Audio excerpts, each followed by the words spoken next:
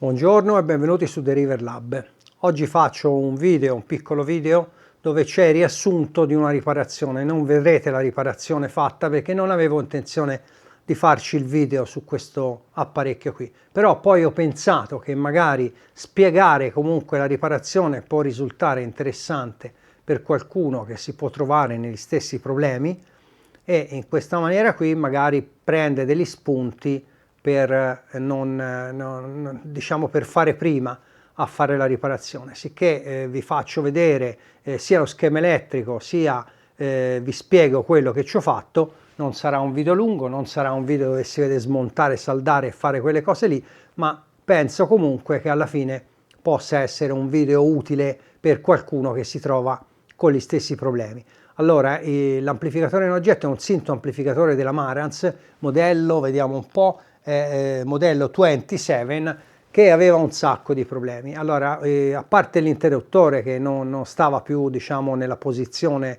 giusta, bisognava pigiarlo in qualche maniera per farcelo stare, che l'ho sostituito ovviamente, e poi è arrivato con la scheda diciamo del tuner completamente disintegrata, perché il corriere probabilmente l'ha buttato giù dal camion, tanto ormai lavorano così, e nonostante fosse imballato bene il condensatore variabile è pesante, la scheda è di bachelite e si era spezzata tutta, sicché ho dovuto risistemare come prima cosa qui la scheda. E poi faceva un difetto che dopo una ventina di minuti, mezz'ora più o meno, smetteva di erogare segnale, mentre quando erogava segnale si sentiva un rumore che mi sono accorto andava in oscillazione praticamente. Sicché ci sono diventato abbastanza matto, come si suol dire, sono diventato matto per trovare il problema, anche perché su questo apparecchio ci si lavora veramente male e non era possibile tirar fuori la scheda in qualche maniera per poterci lavorare. E sicché ho fatto in qualche maniera, ho usato mezzi poco ortodossi, strumenti poco ortodossi per arrivare diciamo, alla risoluzione del guasto. Continuate a vedere questo video e vedete anche questa volta, anche se non vedete tutta la riparazione, cosa combino per voi.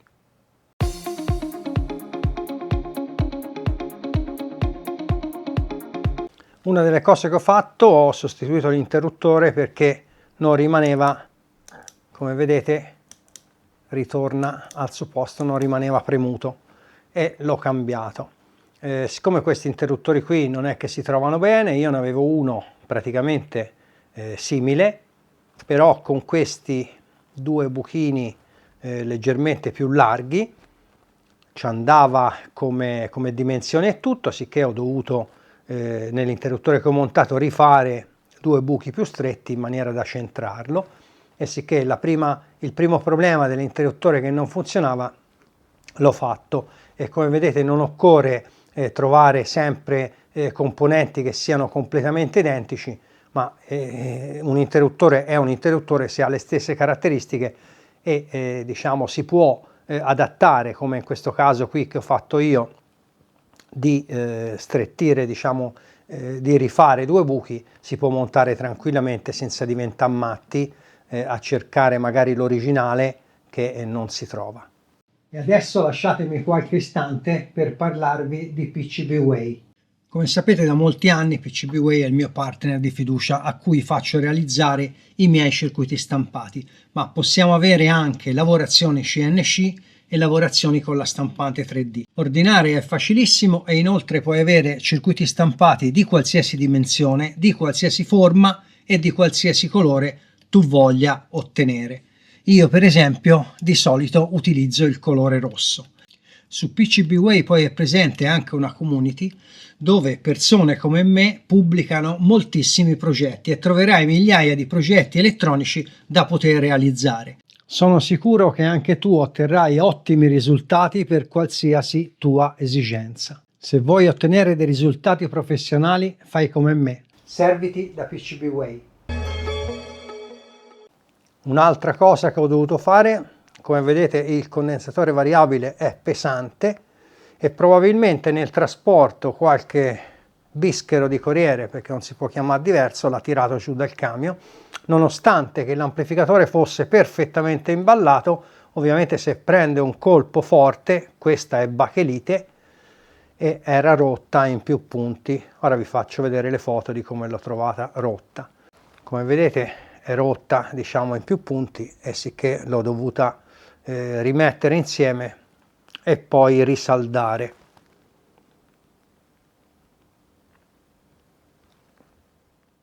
Ho incollato la basettina e poi, come vedete, ci ho messo delle rondelline fatte con il plexiglass in maniera che la rinforzassero in tutte e 4 gli angoli. Come vedete sono trasparenti, non danno noia a vedere e comunque l'hanno irrobustita tutta, perché sono queste, si fa fatica proprio a vederle anche dalla fotografia, dall'immagine.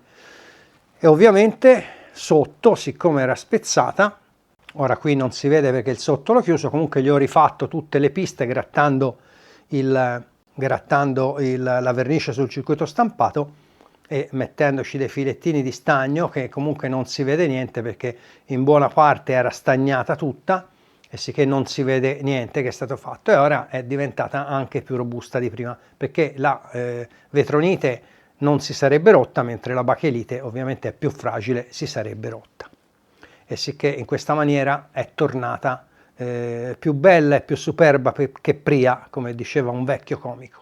L'altra cosa che ho fatto come primo difetto, che dopo mezz'ora l'amplificatore cessava di funzionare, mezz'ora, 40 minuti il tempo che scaldava, è sostituire sull'alimentazione questo transistor qui, che fortunatamente ce n'avevo uno nei cassettini uguale, però si poteva montare anche un altro transistor, ovviamente delle stesse caratteristiche, comunque ce l'avevo, l'ho sostituito nei famosi cassetti di Eta Beta, salta fuori tutto, e l'ho sostituito perché? Perché era in forte perdita. E che succedeva? L'amplificatore funzionava, poi ve lo faccio vedere dallo schema, però in realtà la tensione che usciva era prossima alla tensione di ingresso, e sicché dopo un po' che l'amplificatore funzionava andava in protezione, e sostituendo il transistor e riregolando il 25 volt per la tensione giusta, quel problema lì non l'ha più fatto. Rimaneva il problema che distorgeva subito, faceva delle auto-oscillazioni, oscillava l'amplificatore come si dava un pochino di potenza, e lì ci sono diventato matto. Poi ovviamente si vede dallo schema.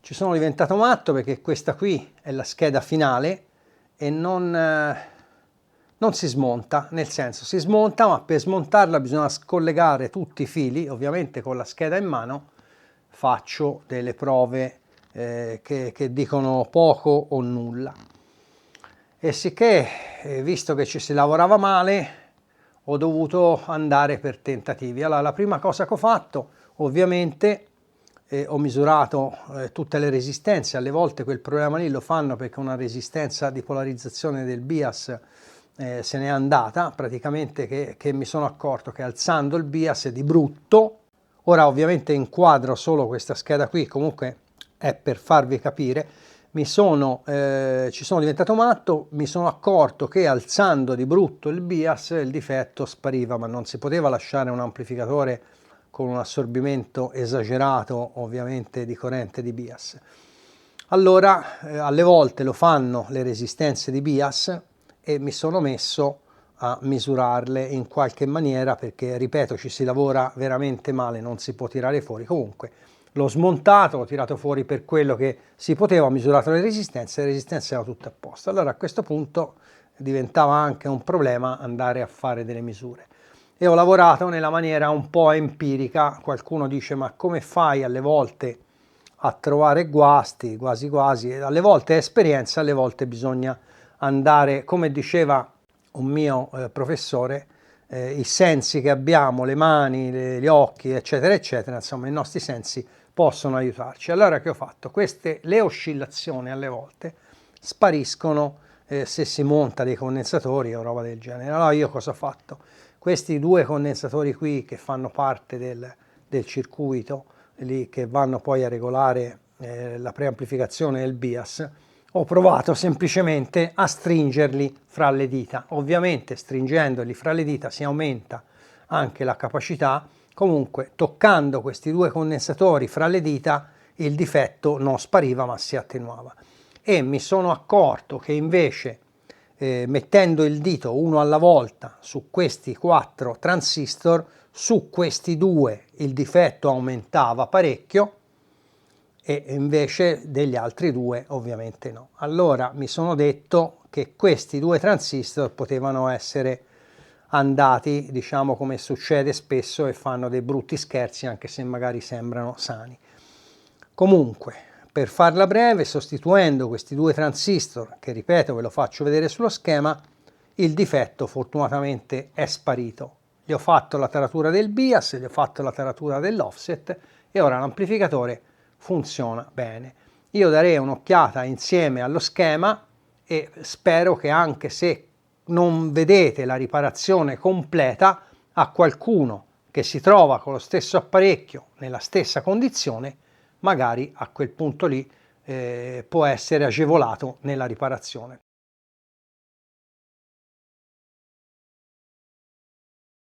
Questi sono i due transistor incriminati, non l'ho ne ancora provati, ora magari li provo con voi, ma sono quasi convinto al 100% che se li misuro mi vengono dati per buoni. Ma alle volte, come vi ho già spiegato in altri video, i transistor sembrano buoni ma non lo sono, sicché diventa un problema misurare i transistor fuori del circuito, cioè in maniera statica e non dinamica, perché non si capisce. Proviamoli insieme. Ne proviamo uno alla volta, poi magari mi dà che c'è dei problemi, però ripeto, l'ho cambiati senza nemmeno misurarli perché il problema era di fare una riparazione che stava diventando troppo lunga, e per quello anche che non avevo deciso di fare il video.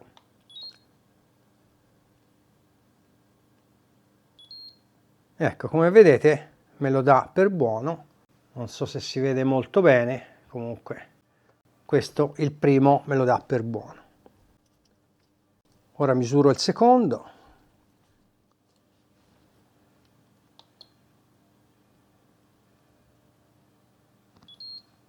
E anche questo, come vedete, me lo dà per buono, però di fatto sostituendoli il guasto è sparito, sicché alle volte si diventa matti, si fa delle misure, si dice guarda è tutto buono, e però c'è sempre, diciamo, il diavolo che ci mette la coda.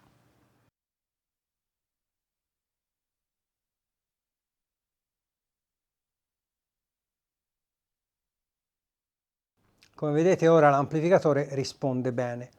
Nel video di prima si vedeva che l'oscilloscopio era su 5 volt per quadretto, era qui, e bastava alzarlo leggermente e dava quel problema lì.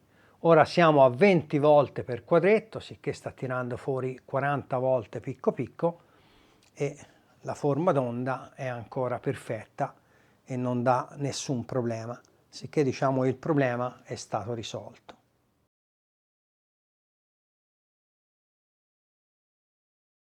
Ecco, partiamo dalla parte dell'alimentazione. Il primo difetto che faceva è che dopo un po' di tempo che stava lavorando smetteva, diciamo, di erogare segnali. L'amplificatore rimaneva acceso, ma smetteva di erogare segnali. Da prove che avevo fatto mi ero accorto che calando la tensione di alimentazione con il variac, a un certo punto lui riprendeva a funzionare. Mentre a cose normali, con un'alimentazione di 230 volt, lui dopo un po' smetteva di funzionare, smetteva di erogare segnale, se si spengeva riprendeva per qualche secondo e poi rispariva, mentre calando la tensione con il variac funzionava. Allora mi sono messo a misurare le varie tensioni di alimentazione, e qui, se seguite il mouse, il meno 11 volt c'era, il meno 2 volt c'era, ma al posto di essere il più 25 volt, qui mi ritrovavo circa 30 volt, che erano gli stessi in ingresso più o meno. Sicché l'amplificatore andava per un po' di tempo e poi smetteva. La prima cosa che mi è venuta a mente ovviamente è che questo transistor fosse in corto. In realtà non era in corto, ma era in perdita fra collettore e emettitore, sicché praticamente il risultato non cambiava. Sostituendo il transistor e regolando ovviamente il trimmer di regolazione per avere 25 volt in uscita, il problema non sussisteva. Non l'ha più fatto. Tra parentesi, sempre una prova da fare con il Variac, che io avevo messo il voltmetro qui all'uscita dei 25 volt, che me ne trovavo 30, calando il Variac, ovviamente quando questa tensione qui, anche questa, però ovviamente se era in perdita la tensione che avevo qui l'avevo qua, quando questa tensione ritornava a 24-25 volt l'amplificatore ritornava a funzionare. Dopo che ho sostituito questo transistor, saltato fuori ovviamente dai cassettini di ETA Beta, con uno funzionante e regolato la tensione di alimentazione, a quel punto lì, anche variando la tensione del Variac, anche aumentando la tensione oltre 230 volt fino a 240, la tensione dei 25 volt rimaneva ovviamente stabile, e anche calandola intorno a 220-200 volt comunque rimaneva stabile, massimo scendeva a 24 volt, che la stabilizzazione funzionava, l'amplificatore non ha più fatto quel problema qui e il primo problema era stato fatto. Vediamo l'altro problema, diciamo, dell'autoscillazione, dell'oscillazione che dava. Per quanto riguarda invece il problema dell'oscillazione che vi ho fatto vedere, che la produceva già con un paio di watt, 2-3 watt in uscita, la prima cosa che ho fatto, che alle volte si fa, ho controllato il bias. Se il bias è basso, troppo basso, può dare difetto di crossover, ma può dare anche quei problemi lì. Oppure alle volte lo può fare all'opposto se è troppo alto. Comunque ho controllato il bias, che risultava essere più o meno nella norma. Comunque, che ho fatto? Tramite questo potenziometro qui, questo trimmer qui per essere precisi, ho alzato il bias per vedere se cambiava qualcosa in quell'oscillazione lì, e l'oscillazione spariva. Però ovviamente il bias era veramente troppo alto, non è che lo potevo lasciare diciamo in quella maniera lì. Ora, come v'ho detto, la scheda si smonta veramente male, perché bisognava dissaldare tutti i fili, e spesso fare delle misure solamente per quanto riguarda specialmente i componenti elettronici, fare delle misure statiche non porta a risultati. Le resistenze ovviamente sì, i condensatori sì, ma sui semiconduttori alle volte sembrano buoni, ma invece hanno dei difetti che lo fanno quando, in maniera dinamica, diciamo, quando lavorano. Comunque, la prima cosa che ho fatto a quel punto, visto che non potevo lasciare il bias così alto, è cercare di capire da dove veniva quel problema lì. Alle volte alcune resistenze di sicurezza variano di valore, si è visto in altri amplificatori, sicché in qualche maniera, tirando fuori un pochino le scheda come potevo, perché non la volevo staccare tutta, c'era 200 milioni di fili collegati, sono comunque andato a misurare le resistenze in circuito, che come sapete al limite una resistenza in circuito può dare un valore più basso, ma se il valore è variato verso l'alto, ovviamente se una resistenza è, per dire, 1 kΩ e io la trovo da 800, magari può essere altri componenti che sono al circuito che variano il valore della resistenza. Ma se la resistenza, che per esempio, sempre per esempio il famoso kΩ, io la trovo di 2-3 kΩ, vuol dire che ovviamente è variata,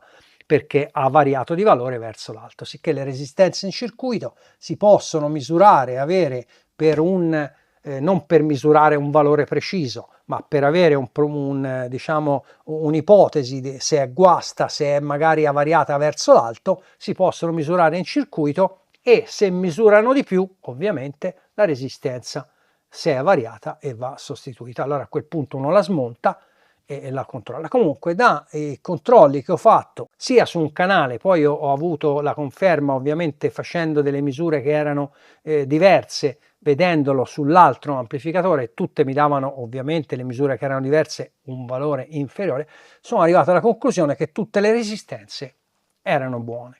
Allora il problema mi sono posto come cercarlo. Alle volte mettendo una capacità, vedete qui c'è una capacità, qui c'è un'altra capacità, queste due capacità messe così dovrebbero servire in questo caso qui per evitare appunto oscillazioni. Allora cosa ho fatto? Ho preso, senza stare a diventare troppo matto, ci ho avvicinato, ho strinto questo condensatore e questo condensatore per vedere se, prima di starla a smontare, perché ripeto ci si lavora male, se cambiava qualcosa. Effettivamente stringendo questo condensatore e questo condensatore il difetto si attenuava. Allora che ho fatto? Ho montato in parallelo a questa resistenza che come vedete è in parallelo al condensatore, dei condensatori di capacità uguale, però il difetto era identico a prima, sicché potevamo escludere questo e questo condensatore non erano. Allora, visto che come diceva un mio professore, i sensi che abbiamo ci possono aiutare, che ho fatto? Ho iniziato a toccare questo transistor qui, questo e quest'altro. E mi sono accorto che toccando questo transistor e quest'altro transistor l'autoscillazione aumentava. Sull'altro canale invece, anche toccando con un dito, non toccate altre parti quando fate quel lavoro lì, perché alle volte ci sono delle tensioni 50-60 volt e se toccate un'altra parte se prendete una briscola. Comunque toccando semplicemente il corpo del transistor, il collettore, perché il corpo del transistor è collegato al collettore, questa oscillazione su questo canale aumentava di parecchio, sull'altro canale non succedeva nulla e mi sono detto che potevano essere questo transistor e questo transistor che davano dei problemi, o uno dei due. Comunque ho cambiato la coppia dei transistor, ho cambiato e il difetto è sparito, sicché anche con mezzi che anche senza strumentazione sofisticata alle volte dico, si può arrivare comunque alla conclusione del guasto. Poi alla fine, quando funzionava tutto, non si spengeva più, autooscillazioni non ce n'era più, eccetera eccetera, ho provato l'amplificatore, controllato BIAS, controllato la tensione di offset e compagnia cantante, come si fa sempre, distorsione e tutto quello che non avete visto, perché ripeto, questo è un video di riepilogo che comunque spero vi sia stato utile lo stesso. Allora il video è finito, spero che vi sia stato utile, anche se non avete visto tutta la riparazione completa, questo riassunto della riparazione che sia stato utile per qualcuno che potrebbe avere gli stessi problemi sullo stesso modello oppure su un modello simile. Se il video vi è piaciuto e se vi piacciono i video che faccio, mettete un mi piace, iscrivetevi al canale chi non l'avesse fatto e non vi posso dire altro che noi ci vediamo al prossimo video. Ciao a tutti!